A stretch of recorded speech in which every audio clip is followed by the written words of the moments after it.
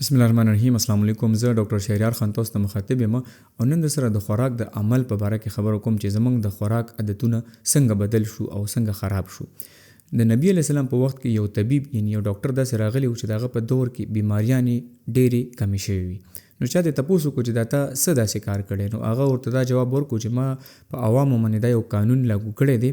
چې هغوی به اله خوراک کوي چې کله هغوی وږي شي. نن کو تاسو وګورئ نو موږ خوراک د ولګي دپاره نه د مزې دپاره کوو، ځکه چې د خوراک ټیم شي که موږ وږي یو او که نه یو خو موږ خوراک کوو. او بیا چې د خوراک دوران کې موږ کله ماړه شو نو موږ بس کوو نه، موږ هغه کم شیز یا کم هغه چې کوم هغه مزه موږ له راکړي نو هغه ته موږ اخلو. دا مزه د خوراک چې کومه ده په دې خوند یا په دې چکر کې چې کوم خلک بلکې موږ ټول په دې کې پریوتي یو،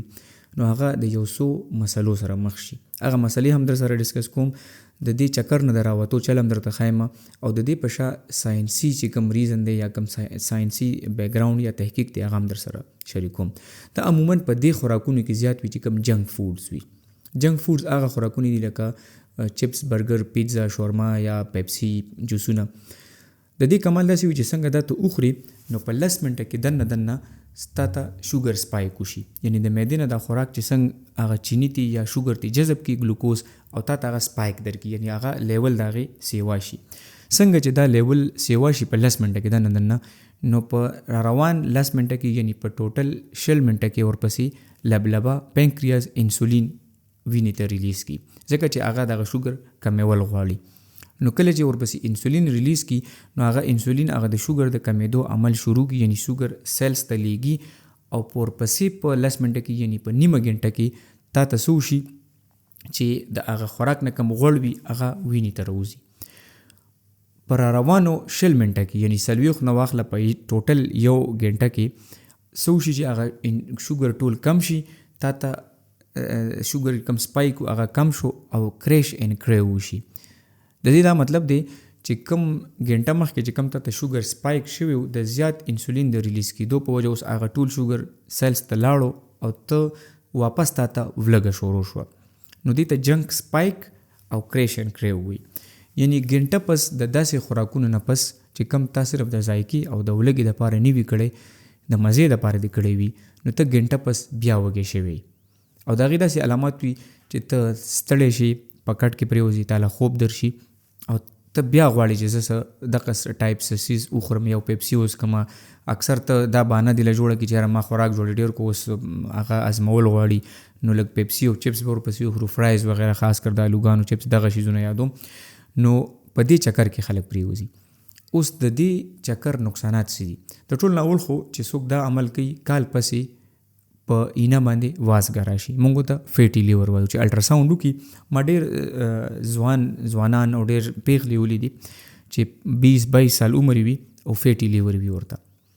نو موږ عموما اوس ایون دا شیز دونه نارمل شوی دی چې ډاکټران هم خلکو ته وایي لکه دونه ډېر شوی، موږ به دا دونه مسله نه ده، دا د هر چا وي، ځکه چې د هر چا د عادت د خوراک خراب شوی دی. دویم چې دا کم شوګر سپایک تا ته وشو او د هغې دپاره کم ستا پینکریاز یا ستا لبلبي کم انسولین جوړو، نو دا ته دا لبلبه یا د خپل پینکریاز هم په ټینشن په پریشر کې راولي. نو روان کال واپس تا ته د شوګر علامات هم شروع شي او ته د شوګر شکار شي. دریم ستا وزن غټ شي، ته اوبیسټي، خاص کر ته ټرنکل اوبیسټي وشي، ستا سټ او ستا خېټه غټه شي، د وجود ټوله نقشه دې خراب شي. څلورم ستا بلډ پریشر سیوا شي او پنځم ته د فالج اټیک او د زړه اټیک یا په رګونو کې د لوتړې د وجې د بندېدو امکان ستا په وجود کې زیات شي. نو طریقه څه پکار ده؟ طریقه دا ده چې یو خو جنک فوډز اوایډ کول دي. کم نمونه چې مې واخیستل لکه پیزاز، برګر، شورماس، پیپسي، سټینګ، د دې نشیان وي. تاسو به کتلی وي چې موږ ټول نن سبا د دې خوراکونو نشیان وي او موږ چې په دې هوټل باندې تیریږو کو د ډومینوز او د پیزاز په شاپس باندې یا په دې KFC باندې موږ تیریږو، نو که موږ وږي نم یو خو موږ غواړو چې دا شیز موږ وخورو. دویم دا چې دا باقاعده ساینسي تحقیق دا دی چې کله دا خوراک ته وکړي د دې نه چې دا کوم شوګر سپایک ته وشي دا برین ته لاړ شي، یعنی مزغو ته، او د مزغو نه د هغې ریوارډ سنټر ډوپامین ریلیز کی. لکه مزغو ته داسې یو سیګنل میلاو شي چې څنګه انسان د پاس کېدو په خوشحالۍ کې یا د یو بند کار د کېدلو په خوشحالېدو کې یا د یو میشن اچیو کولو یا څه ته یو ګټه چې څه شیز کې انسانو کې هغه ته کم ریوارډ سنټر کم ډوپامین ریلیز کوي، د خوشحالۍ هغه تاته میلاو شي چې ګنې د کس خو څه کمال وکړو نو هغه چکر هغه خوند چې کوم انسان واخلي د هغه خوند دپاره بیا هغه خوراک کوي نه کې د ولږې دپاره نو کول دا دي چې خو جنک فوډز اوایډ کول دي چې دا موږ نه کوو دویم دا چې کوم خوراکونه داسې دي چې هغه شوګر سپایک کوي هغه کې لکه خواږه سیوا وي خاص طور پر چې د غنمو نه کوم شیزونه جوړ وي لکه بن بریډ پیزاز دا شیزونه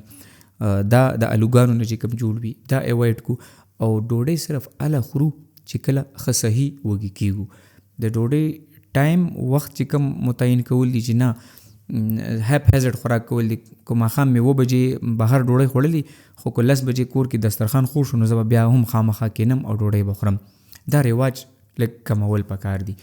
نو کوشش وکړئ چې د خپل ځان او د خپل آس پاس خلکو خیال وساتئ او زما دا میسج د نور خلکو سره هم شریک کړئ ډیره مننه